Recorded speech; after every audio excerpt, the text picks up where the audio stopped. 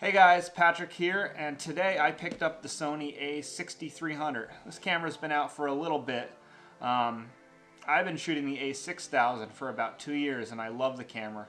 It does a great job for stills and video, but the lack of a microphone input has been driving me nuts. I use a Rode video mic when I'm shooting with my Canon, and I just love the clean audio I can get with it. And I wanted to be able to do that with my Sony as well, so that was the big deciding factor for picking up the a6300. Being able to shoot 4K video and higher frame rate 1080p for slow-mo was just icing on the cake. So let's take this thing down to the workshop where I can get this camera above us and we'll unbox the thing.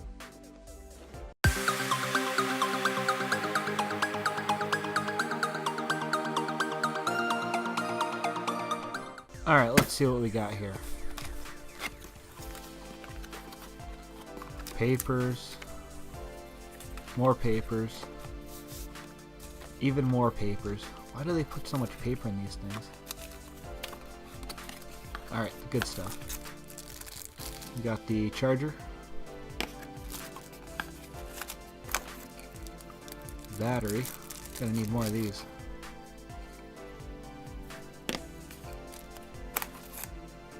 USB cable,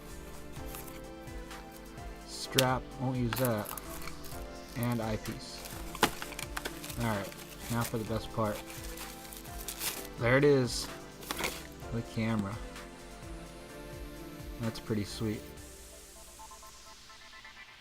Still the same flip out screen as the 6000. I dig it. Alright, now that we've got it out of the box, let's take a look at this thing.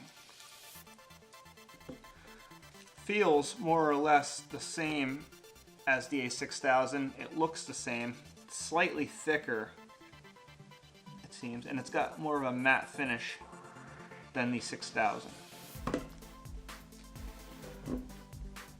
Other than that, it's pretty identical as far as I'm concerned. Of course, it comes with the same 16 to 50 millimeter power zoom lens that the 6000 kit came with. When I bought my 6000, I bought it as a body only because I picked up the Zeiss 16 to 70 that I have on it now, and this will be going on my 6300 after I get rid of the 6000, which I think I'm going to do. Let's take a look at the menus and see what we've got here.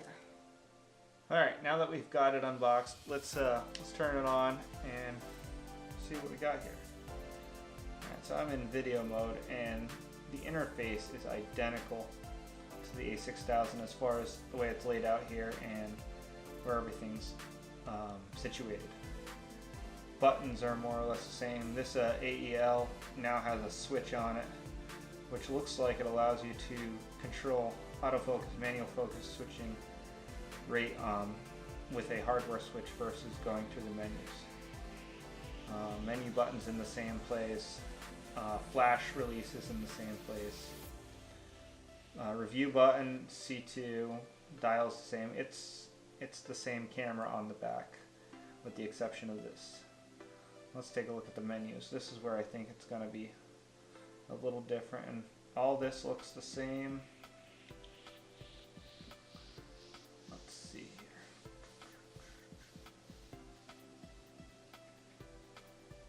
Alright, this is where it's going to be a little different because this is where we can change our video shooting mode. So, like I mentioned, you can do 4K. So we're in 4K now. We have the option of 30p in 100 or 60, and I believe that is the data rate or byte rate. I do have to look that up, but I'm pretty sure that's what that number represents.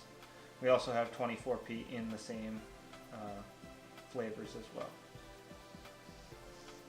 And then if we want to do 1080p, we can go to XAVC SHD, and that's going to give us a bunch of different frame rates here. So we've got 60p, 30p, 24p, and then what I'm really excited about is the 120p, which allows you to considerably slow down your footage in post-production without any stuttering or whatnot.